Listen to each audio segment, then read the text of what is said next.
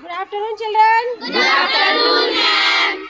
So today, these children are going to make sentences using always and never.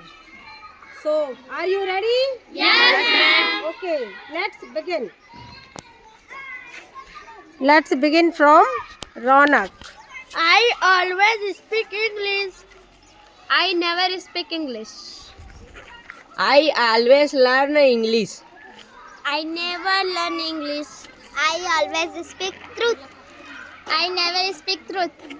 I Always. always play football. I never play football. I always cook food. I never cook food. I always go to market. I never go to market.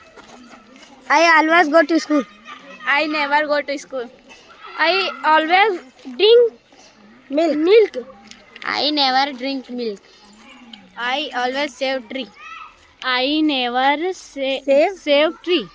I always bake chocolate. Buy chocolate. Buy chocolate. I never break chocolate. Buy chocolate. Buy chocolate. I always write English. I never Write English.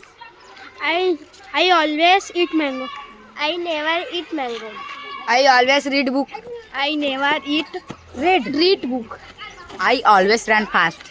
I never run fast. Very good. Clap for yourself. Very good.